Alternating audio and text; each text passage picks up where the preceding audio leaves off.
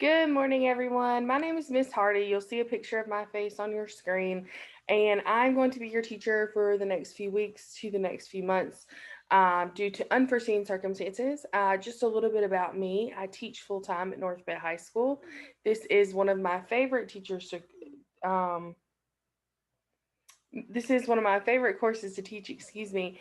And so I'll be teaching this virtually to you guys, but I'll be available in the same capacity a teacher who would be in your building would be. So, what I'm going to do is share my screen with you guys and kind of introduce this course the way that I teach it. Because I was able to change a few things and make it a little bit easier for you. So I'm going to click through the courses, click on your course, Foundations of Health Science, and you'll see that I did update the home screen. It's not beautiful, but it has everything that you may need, including my contact information and my Google Voice number that you see here. I will be posting a recorded Zoom for this class every day, but I will be available for a live Zoom if you need me. Just send me a quick email or a text, and I can share with you a Zoom link for that one-on-one support. And to access any coursework that you need in this class, you'll just click the modules tab to the left side of the screen. I do not use the assignments tabs or the discussions tabs. I just use the modules tab. One thing I do want to bring your attention to is the announcements. I posted a couple that you'll see as of 8:30 this morning, including some how to submit assignments on Canvas. Remember, I can't count your work if it's not being submitted on Canvas, and then an introduction and update that is just letting you know who I am and why I'm teaching this course. I posted a new syllabus for you guys as we're only three instructional days in. I just wanted to go ahead and kind of put you on the same path that I choose to use with my students. So the biggest change here is that tests, projects, and weekly assignments are your only three grading categories. Tests are 30%, projects are 30%, and then your daily, weekly assignments are 40%. So it's really important that you're logging in every day and completing those daily things that I'm asking of you. Clicking back to announcements we have for today. So again, I'm Ms. Hardy and I will be teaching your course. Visit the homepage for my information and contact things. We are starting fresh today, meaning that we are starting as if you haven't done any coursework yet at all, because I don't know how many of you were doing the work, how many of you had turned it in, or were really understanding what we were doing. So you may have defined some of these words already or completed similar assignments. However, take this easy grade and complete them again. If it's posted in the module like it is today, you have all of your definitions and abbreviations due tomorrow. So you have 2 days to work on those. The first unit is medical terminology, which you will find everything that you need beginning under week 1, Tuesday, which is where I'm about to go. One thing I want you to notice is that you have until 11:59 p.m. for assignments to be submitted on the given due date. So I posted an assignment at 8:30 this morning. It's your medical terminology you need for Unit A, and it will be due tomorrow night by 11:59 p.m. Okay. So clicking into modules here, you will see week 1, which is the 11th, yesterday, through the 15th, which is Friday, is Unit A, medical terminology. So Monday, we were kind of using as our reset day, and then here we are on Tuesday.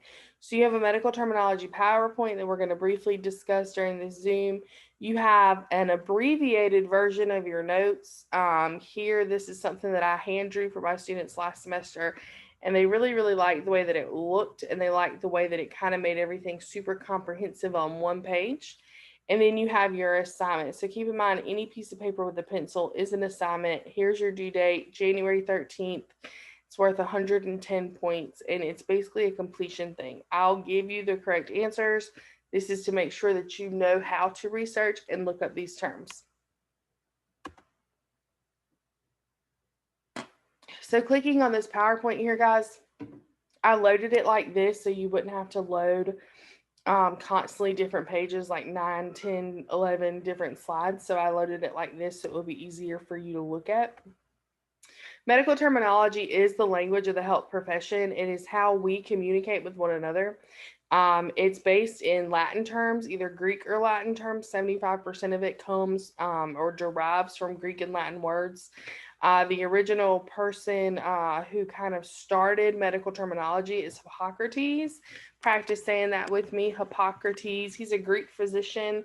He's known as the father of medicine, and we'll talk about him a lot during this course. So we have 4 different groups of terminology that we talk about. We talk about our root words, we talk about our prefixes, suffixes, and then abbreviations. Abbreviations kind of stand on their own. We don't really use them in combination with root words, prefixes, and suffixes. So we talk about them separate. Root word is the foundation or the basic meaning of a word. A root word usually talks about your what. What are we referring to? So cardi would be your what, the heart. Hepat would be liver. That's your what that we're referring to. And it can appear with a prefix or a suffix or both. Okay. And it usually appears in the middle. So think about the middle part of the word is your root. Okay. It's what gives the word most of its meaning. Moving on to prefix, pre, like when you take a pre-workout, before a workout means before. So there's a long list of prefixes that you are going to have to memorize and know, but we know that prefixes are the part of the word that comes before, so pre meaning before the root word, and it changes its meaning. It often indicates location, time, or number.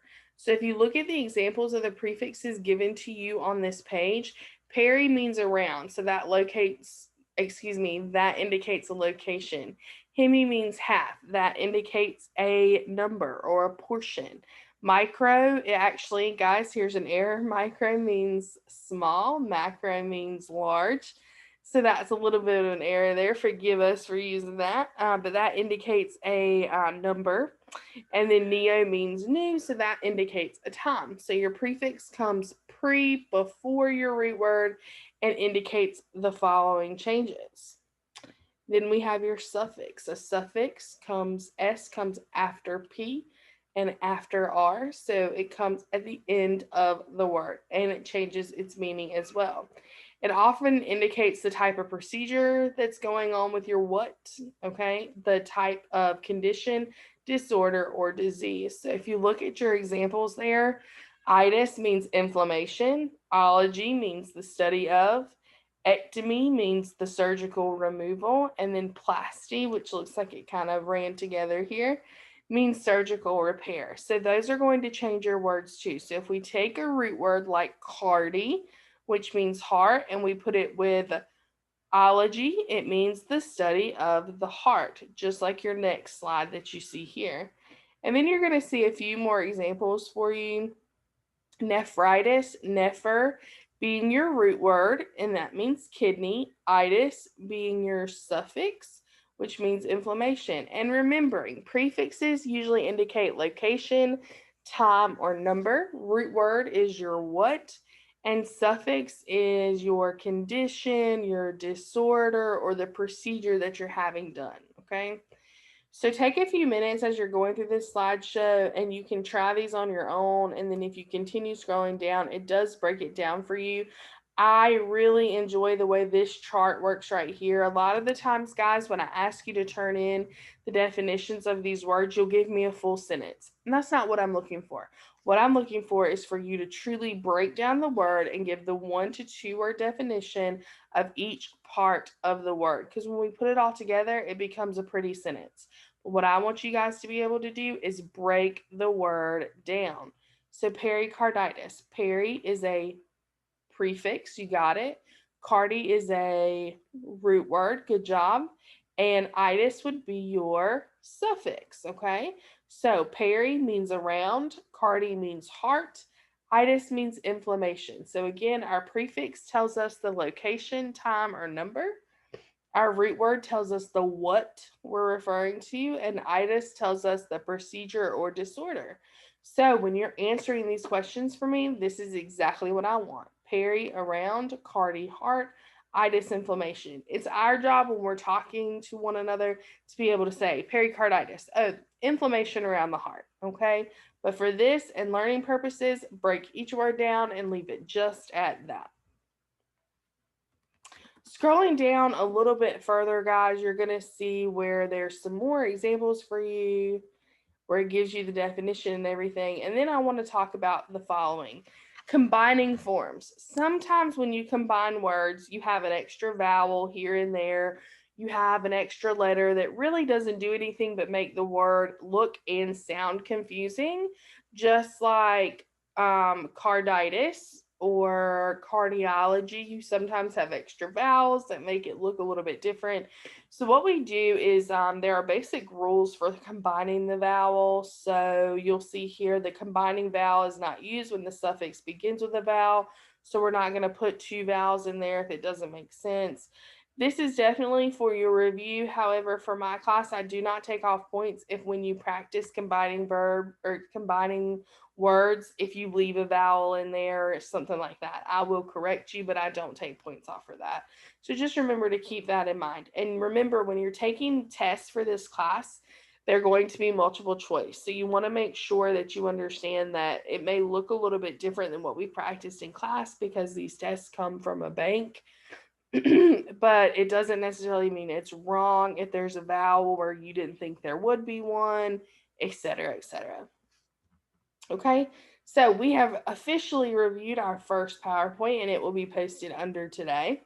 These are the notes that I was talking about with you guys, where I specifically give you the same format as what we looked at on the slideshow and just break it down for you with your prefix, your root word, and your suffix with an example. So really taking notes on this is to know what the words do. So what the suffix does, what the root word does, what the prefix does, and then knowing what the actual suffixes, prefixes, and root words are.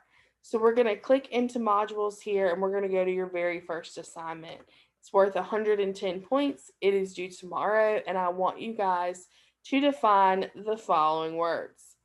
Okay, to define the following words. Keep in mind that we have that special section called abbreviations. We know when we abbreviate something, it's a shortened form of a word. So that's exactly what this is as well. All of these are a shortened form of a word to say something, to get a point across. So for example, stat. A lot of you have probably seen that if you've watched medical shows. Stat is in a shortened way to say as soon as possible or immediately. Get me IV Ativan stat. Okay, so that's a quick way to say something without having to go into full detail. Okay, I am, guys, going to post a little bit of a hint when you're looking these up and using the internet as your resource. I typically like to say medical definition of NPO, and that way it will pull the medical definitions for you versus pulling all of the ones. I am a physical therapist assistant by background, and if you type in PTA, it's going to pull up the Parent Teacher Association. So you want to make sure when you're looking these up that you Google it for the medical terminology, and I'll post that under here as well. If you guys have any questions for me regarding how this class is going to run for the next few weeks or have questions for me about the material, just let me know. We're not behind. We do have a little bit of wiggle room in this class, so we are just starting fresh and brand new today. If you have questions about what is to come, you can email me, HardyST, or you can Google text me, Google voice me, whatever you need. We are virtual learning at this time, so we're all learning from home, but I'm available to you as often as you need me. And thank you guys so much. I look forward to working with you.